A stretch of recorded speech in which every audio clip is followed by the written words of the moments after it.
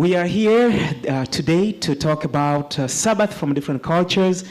And at this point, we'll be talking with a lot of young people coming from different countries, from different cultures, and looking at the challenges maybe that young people are facing today and how they can address those today. This afternoon, we have 4 individuals. I want you to introduce yourselves. Tell us who you are, where you're from, and what you are doing here at IS. Okay. Hi everyone. I'm Jomar De Castro. I'm a language teacher.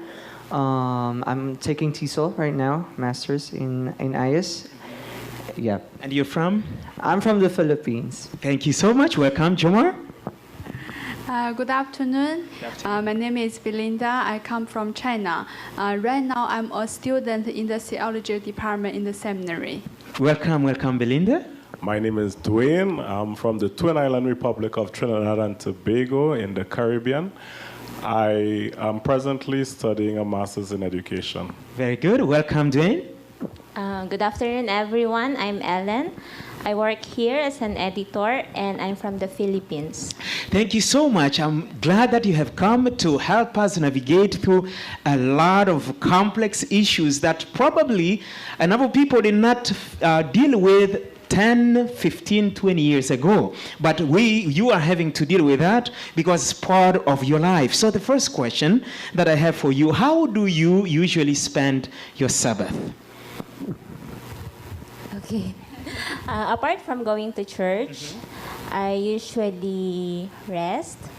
I also read books, and I go out on a nature walk maybe, or go to Tagaytay with my friends, and sometimes when my family visits me. Very good, very good. Next person.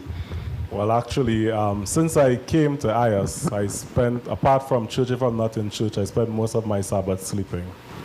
Yeah. You take a nap on Sabbath, okay? Yes. Next person. Besides part of going to the church, I just play the piano, then sing the song. Then probably afternoon time, I will have a long nap. Okay, very good, very good. Well, actually, for me, Sabbath is one of the busiest days since during this time we usually go out. I go out with friends for ministry, and also we have practices like several choirs and several groups, and we have musical sessions with some of my friends or the youth here in IS. So that's why it's busy for me. Thank you so much. Your Sabbath actually looks more like my Sabbath when I was a young person. My Sabbath started at 6 a.m. We'll have practice, choir practice, 6 a.m. until like 7:30. And 7:30 we'll have breakfast, take shower and things. 8:30 I had to be in the church leading music and things. Exactly. And then Sabbath school class, I was one of the people leading some of the classes. For divine worship, I was there again in the music. Lunch, after lunch it was practice. We belonged to like 4 or 5 different singing groups. The afternoon, Pathfinder, Master Guide. And then at 5 p.m. it was outreach program. And after outreach program, sundown in the different places.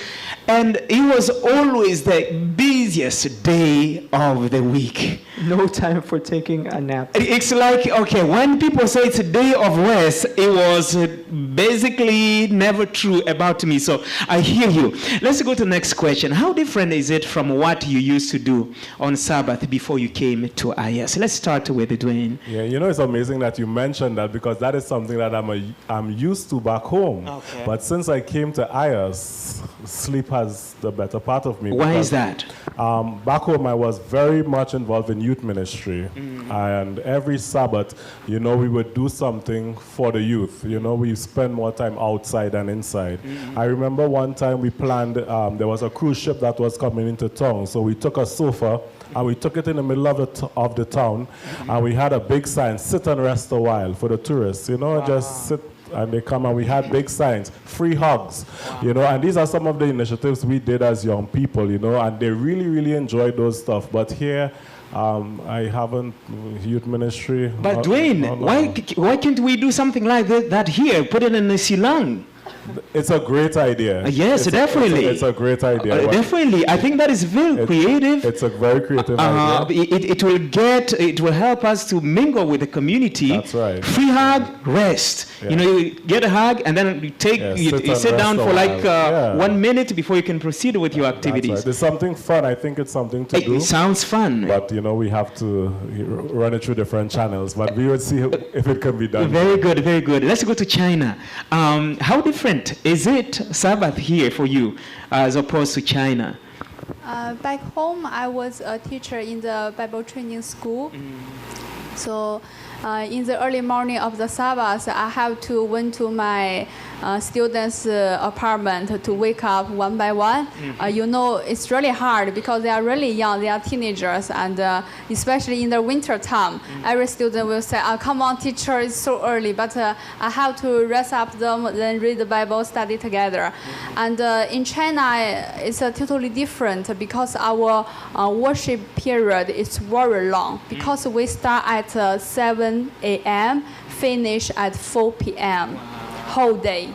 And every church member will bring their own lunchbox in the church. So after that, even after that, because we are working in the school, so after that, I have to arrange my students to study together. Then my student said that, oh, come on, teacher, let us play. And I said, no, today is Sabbath. But be honest, personally, I praise the Lord because right now I'm here in the Sabbath. I have more free time than to do something what I want to learn, what I want to do. For example, studying music and have a rest. And this year I emphasize much more about fellowship. So in the Sabbath, I would like to invite many friends come to my apartment to eat with me. Yes, so this is a totally different part. Thank you so much, Jomar. Actually, this is quite a hard question for me since I grew up here in IS. So right now, actually, yes, since when I was young. But the part I play is had changed actually. So before we used to have a lot of programs like this, but of course it's not us leading. Right now it's us. We have to take initiative. Before we just have to attend and feel the whatever program there is. Like we had sunrise worship before going to the church, and then afterwards we have like the choir practices, and we have sundown worship. Since AY, if there's no AY, so before it was like that, I just have to attend. But right now we have to plan and we have to coordinate. So this is the new challenge. It looks like you are growing up now. You are no longer a kid. Yes. Ellen, do you want Still busy. yes, to add something? Before coming to IS in 2009 to study my master's, I was doing pastoral work. So on Sabbaths, I was in charge of everything. In the morning service, the afternoon, and especially in the Philippines, we would like to have social night for the youth. So Sabbath was a very hectic day for me. No time to do the things that I want to do. So that's why when you get to IS, you need to take a nap because there is no more activity. All right, let's go to the next question. What practices do you see here at IS on Sabbath that should be discouraged? Let's start with maybe Belinda. Okay. Let us just see in the youth part. Sometimes, somehow, I always see some young people in the church, especially after worship. Of course, I know they are greeting each other. They are say hello to each other. But sometimes when I pass by them, they are talking some issues which are not related to our Sabbath. So this is because I was a teacher before, so I was a little bit strict about this part. Yeah, and also be honest, actually I'm a little bit talkative, but when I come here, I try to change because sometimes I'm not sure what I'm talking about is holy or not. Maybe my behavior is really influence others. Yeah, really discourage others. So this is a part which I found on this campus. Yeah. Thank you so much, Dwayne. You know, it's amazing. I was just pondering on this since I came here on Friday evenings, and I'll put it in perspective after I say what I say. On Friday evenings, I usually see school children, you know, from the academy in school uniform coming to Sabbath Vespers in their uniform, and school finishes pretty early. Sometimes I wonder if their parents really care about them. I'm saying that to say this: in my country, if you are in your school uniform at 6 o'clock, police see you, they put you in a vehicle and they send you home, unless you are with your parents.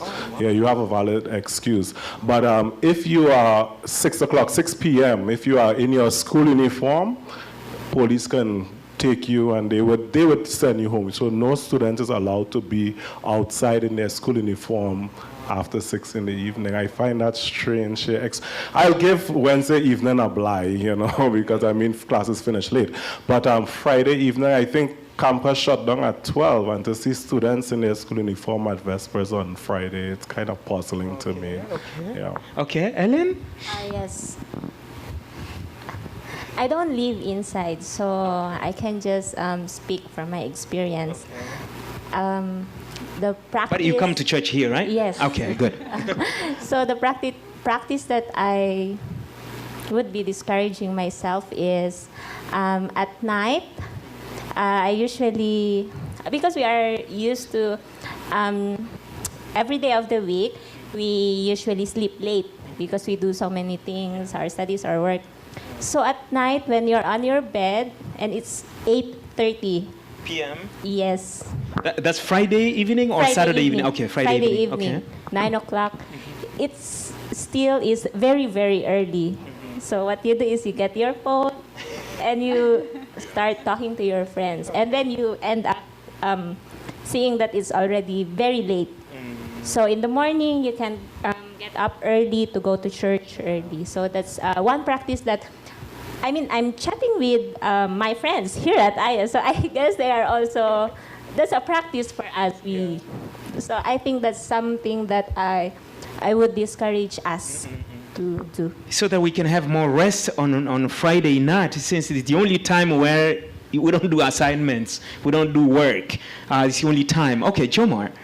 Something to be discouraged. Actually, for me, since I really love socializing with people, with different kinds of people, so I think we should encourage more of this thing. Like, I don't want to use the word discourage. So I think going together as a whole, since it's Sabbath and it's not always, like for example, most of the time when we have midweek, we can be with our communities. But I think during Sabbath, it's a nice way to socialize with other nationalities too, since we are here in IS. And for the youth, it's also a challenge because, you know, adolescents, they always want to have their peers. So it's nice to break that.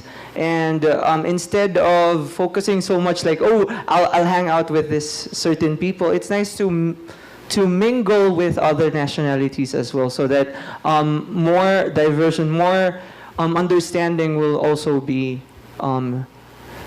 emphasized. So I think that one. But the parents, because some youth here are here with their parents, the parents may feel like, oh, maybe my child, my son, my daughter is out there with other guys and they are discussing things that are not supposed to be discussed on Sabbath.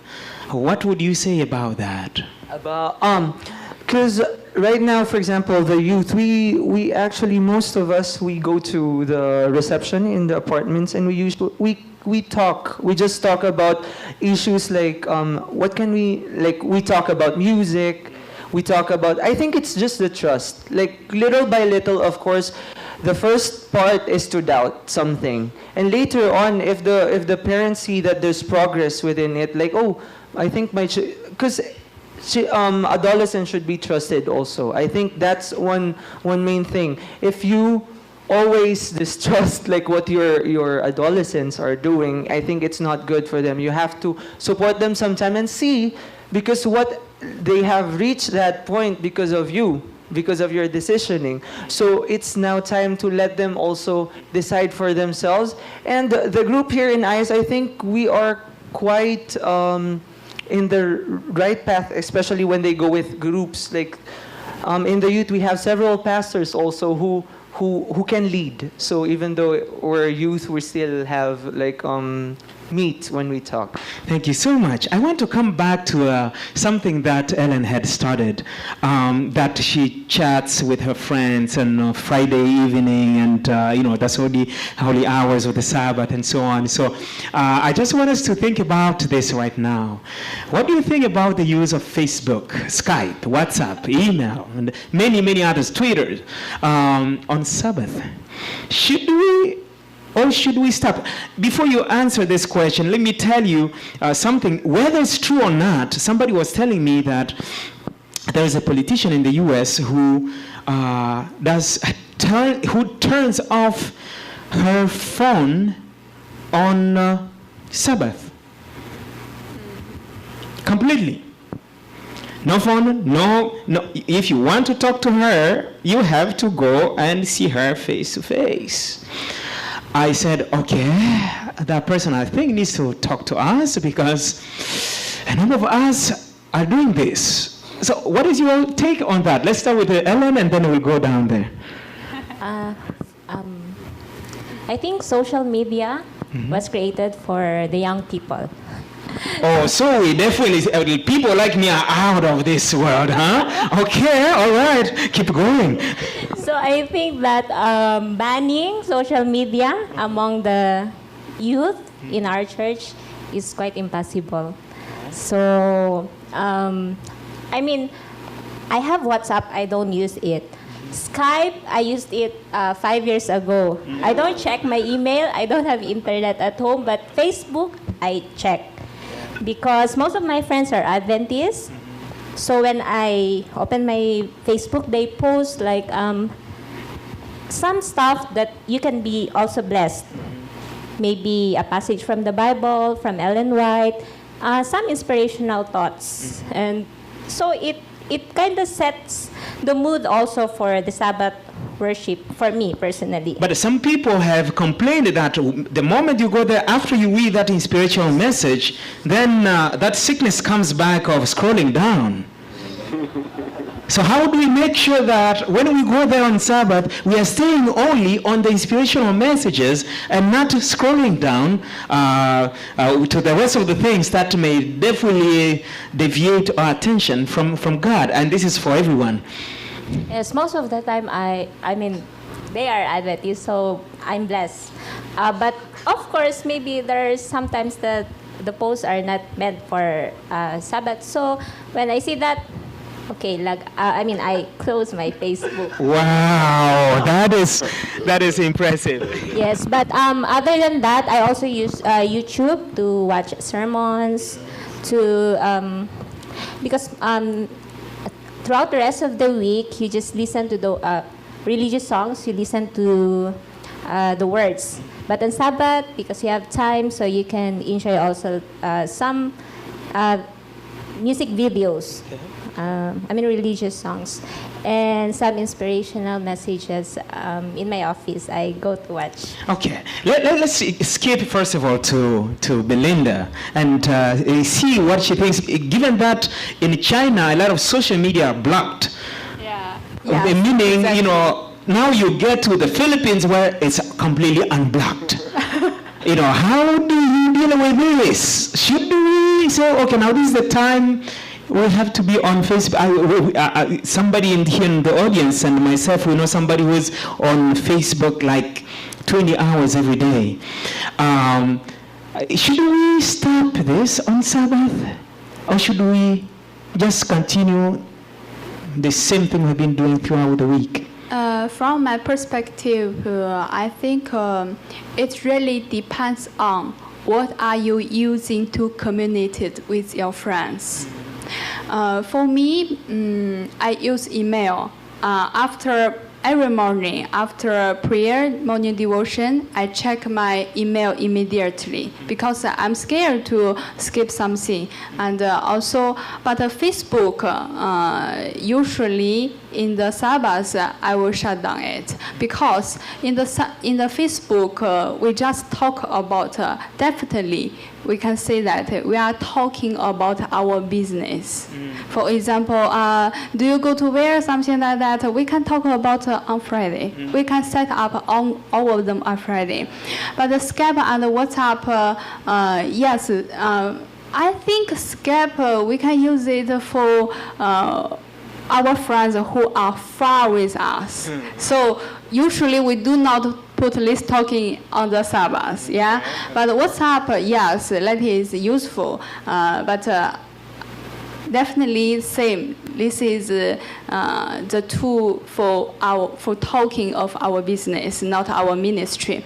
But because for example, from my my personal experience, sometimes I'm working the morning Sabbath school, so some people have to email me in very early morning or Friday evening. So I have to check email on the Sabbath day. So I think by conclusion, I think it really depends on what are you using to communicate your friends. But actually, this question we have discussed in the seminar last week, but still we didn't have very clearly answer for this kind of question. I'm sorry. Thank you so much. Let's go to Dwayne. You know, I recently did a program like this with the young people back home, the positive and negative effects of social media in their lives. And, you know, it's amazing to note that they know the positive and the negatives of it.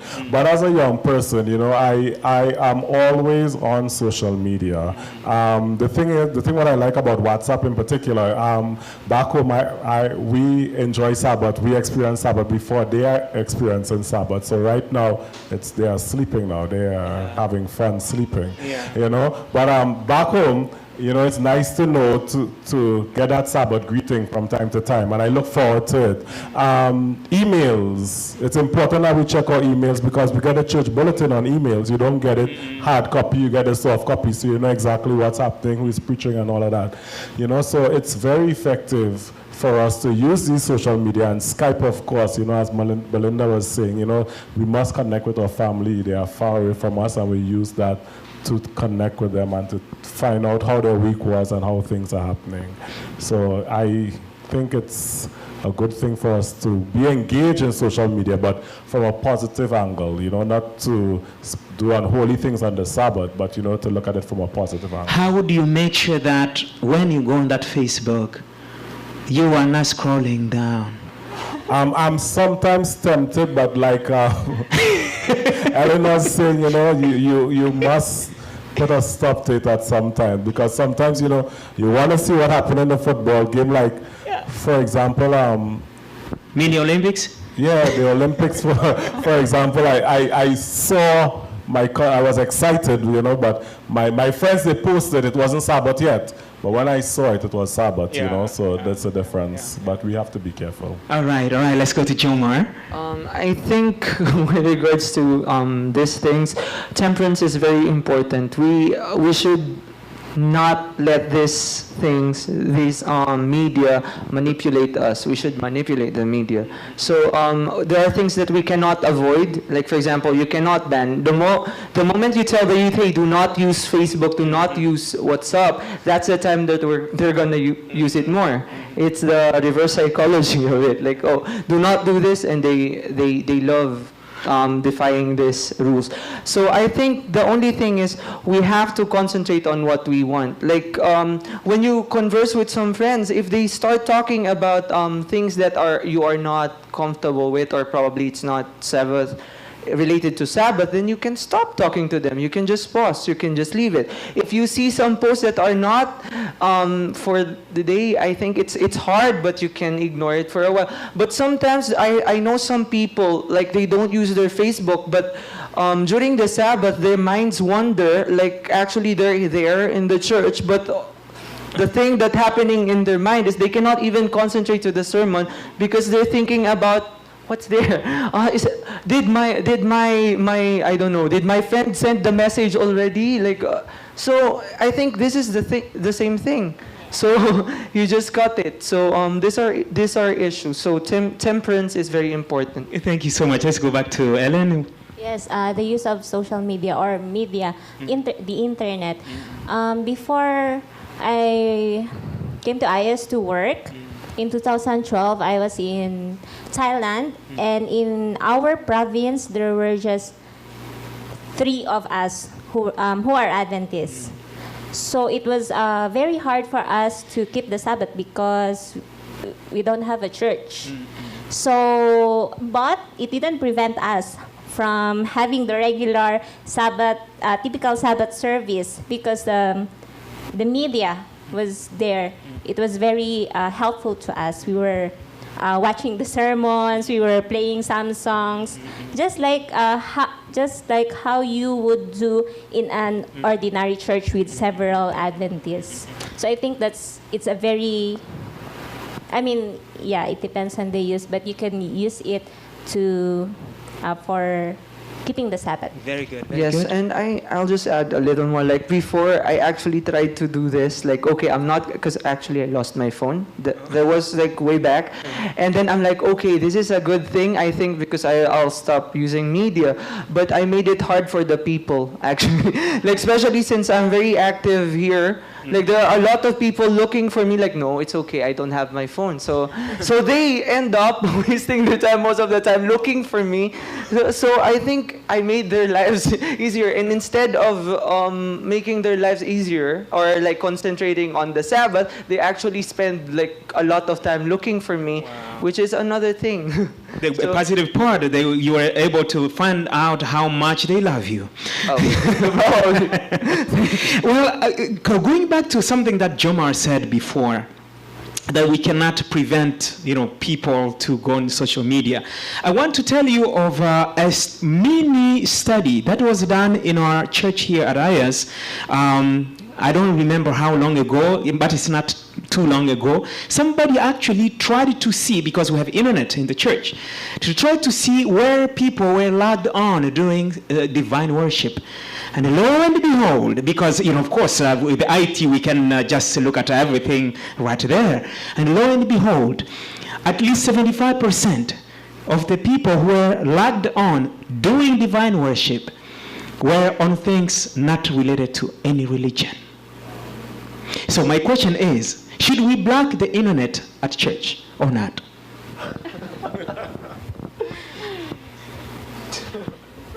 Anyone?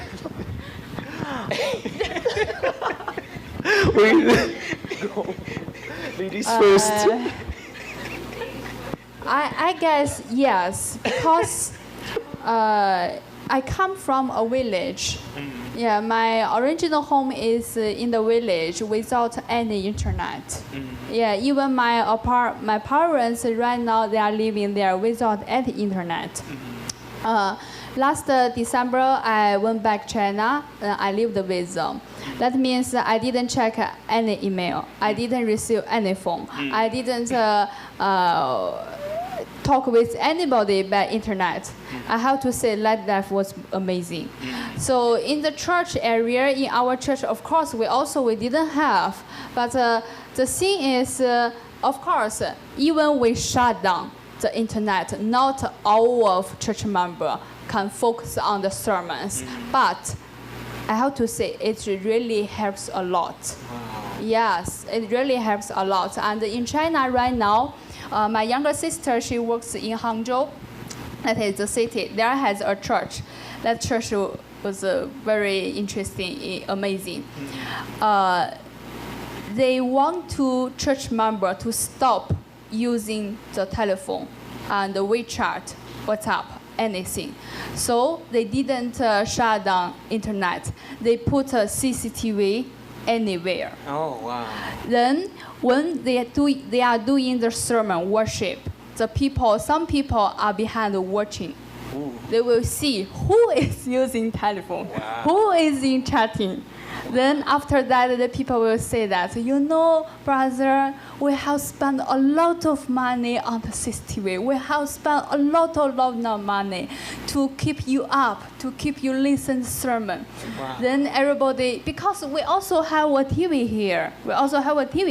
So everybody to have to listen the sermon very seriously. Of course, this is not a perfect way, but I have to say, long time ago, I went to that church. Last year also, I visited that church. It helps a lot. It works a lot. Wow. Yes. Wow, interesting. Okay, Jomar. I think discipline is very important, and to be disciplined, it's not easy. So sometimes, like we have to not do things that we like because we have to be disciplined. I think in the church, what they're doing right now, like during the divine service, we don't have connection. It's fine, because most of the cell phones they have actually. Facebook in the Philippines is free. You just send a message, but you cannot see pictures. And actually, most of the time, the messages are the ones that counts more. So you can send message to people, but there are medias, for example, that could actually pull you out. So I think it's okay because we need to be disciplined at a certain point. If not now, then when will it be? Wow, interesting. Dwayne? Yeah, I think to limit the distraction, I think that the internet should be locked off at church services, to minimize distraction. I think, we should be focused on the message and the speaker at that time, and, not to be distracted from the real purpose of Sabbath. Ellen? Yes and no. I don't have a problem if there's no internet during hour of worship. Most of the time I don't use it. I think if you block internet at that hour, the temptation will be gone to use the internet. But at the same time, I think not blocking the internet is giving people the freedom of choice to practice their Freedom of expression. The freedom of expression. I mean the free will that the Lord has given us. And I don't know if I can connect, but in heaven, when Lucifer tried to rebel, God could have just killed him, and then we would be free from sin or from temptation. But instead, because of God's love, He didn't kill him. Instead, He gave people the freedom to choose whichever side they would be in. So that's why I said yes and no. Because I think that even if you block the internet, if the person doesn't really want to listen to the sermon or pay attention, he or she will find other ways to be distracted. He or she will try talking to to the seatmate, or will be looking at the pictures. So yes and no. So basically, I think what I'm getting here is that I know some say, well, we should definitely cut that internet off during service. On the other side, if we want to keep it, we need to actually educate people. And actually let them know we're coming here. Yes, we're providing this service, but this service is there only to enhance our spiritual experience. Because, for example, sometimes when we have the Sabbath school class discussion, I remember a verse. I said, I know this is a verse like this, but I cannot remember the reference. So I just go on Google and get it. I have used it. The few times that I've used the internet in church has been like that. And or a famous quote that I know would be really helpful to us. I just go there quickly, Google, and I get it. And so maybe we should teach people. Let's go to the next question. Can we watch a movie or listen to all kinds of music on Sabbath? Why or why not? Dwayne, you want to? Yeah, I want to say something about the movies. I think nothing is wrong in watching good Christian movies with good spiritual values. Nothing is wrong with that on Sabbath. I think secular movies with cursing, killing and these stuff should be avoided. We want to build your mind up spiritually, so that is something that I would encourage.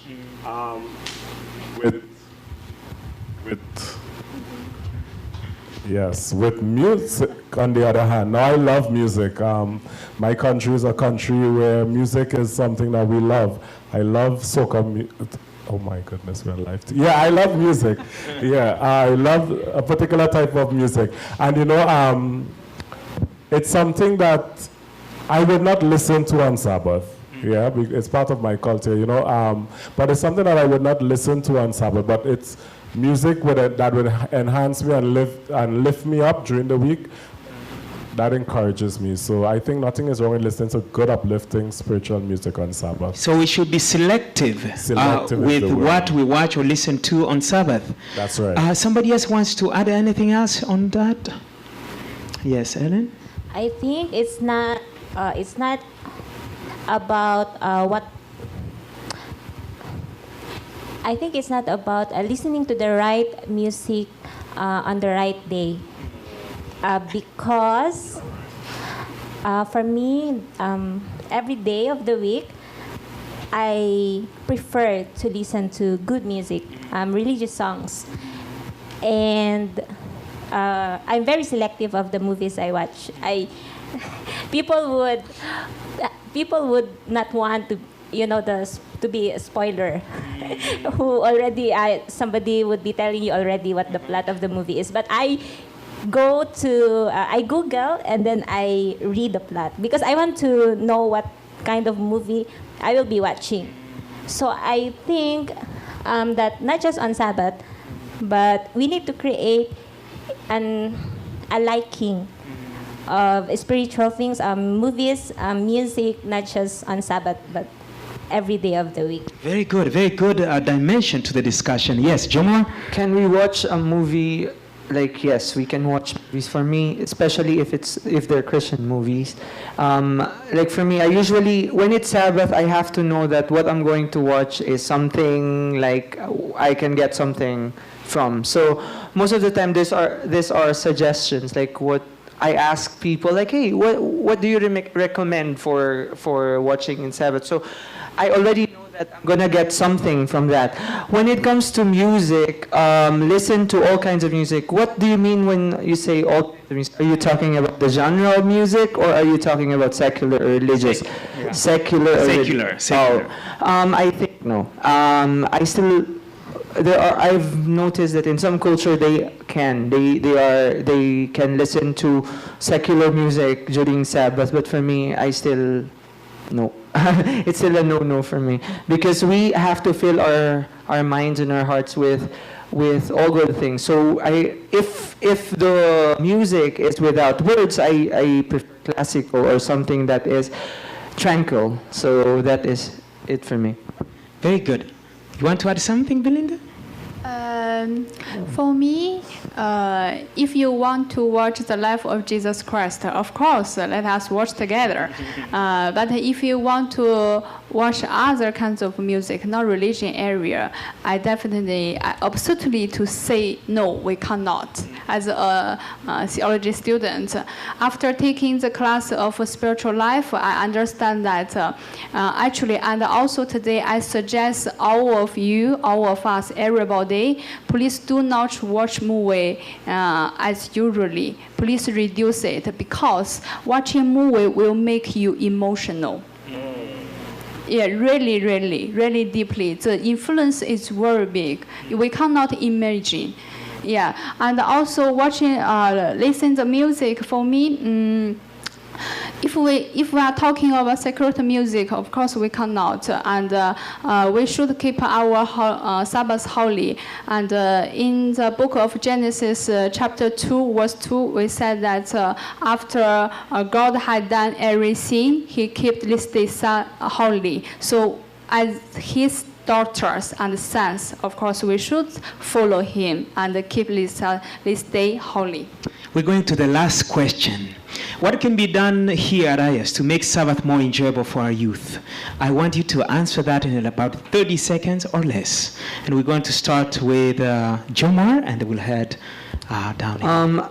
When it comes to activities, I think everyone here in IS was super different. So we should make programs that cater not only, for example, not only caters to voices, it could be skits, it could be like, I don't know, making advertisements, or there are a lot of things. I think most of the time we just focus on like several intelligences that which are, and then the rest that don't have it, they usually like tend to just take a nap or they just rest. So I think we can make programs and work together and use the differences as a gift so that we can do and work together in unity. So that one. Thank you. Belinda?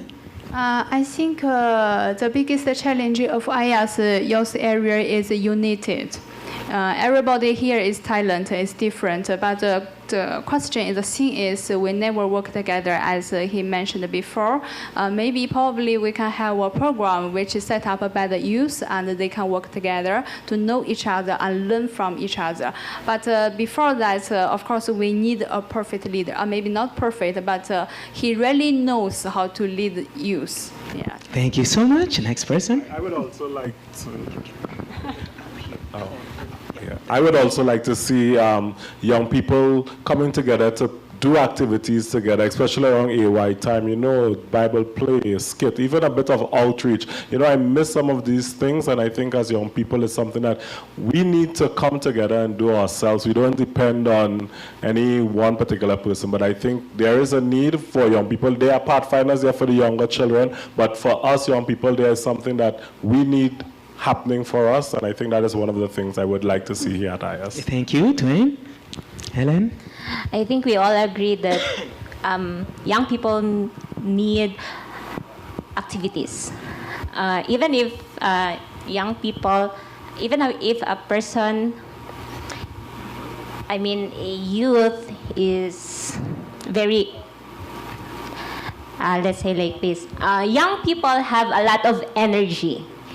Even if you are very tired from studies, from work, if your friends are in an activity, in an event, you would go there. You would join, you would have fun. So I think that we all agree that we need more activities for the young people here at IAS. And however, let's be balanced, not to have so much activities. Once in a while will be good also, so we can also not forget our social lives because of our academic lives here at IAS. Thank you so much. I think we all agree that we need more activities that are really geared to getting involved, the young people involved. And the mistake that young people make, because I also made the same mistake when I was young, is that somebody from out there will come and set up these things for me. Young people need to take the leadership and say, okay, this is what I want to see in our community. I'm going to talk to whoever is in charge, maybe the church pastor or the youth director and so on. Can we please do this? And I have seen that, for example, in Jomar, you know, coming up with a lot of activities in the singing, different groups and other activities to really get involved, to really start something. And nobody is stopping him from doing that. And so, yes, we need a lot of activities, varied activities, given that people come from different countries. But on the other side, we really need the young people to, because they understand they need better than the older people understand those needs. They need to come up with a plan and say, here's what we're going to do, and this is number 1, 2, 3, and 4, how we're going to do it. Please, we just need your support. And I think the church at IS is one of those churches that are really very, very open. Thank you so much. Let's put our hands together for our scholars here for sharing so much experience with us. And we want to thank all of you in the audience and those who are watching on TV or online for being with us today. We have learned basically with the youth that we need a lot of variety of activities to keep the youth engaged on Sabbath, but also that the social media and all different media, they are not evil by themselves, but it's how we decide to use them that makes a difference. Thank you, and we shall see you next time. And if you have a question or comment, please write to us at united@is.edu. Thank you, and God bless you.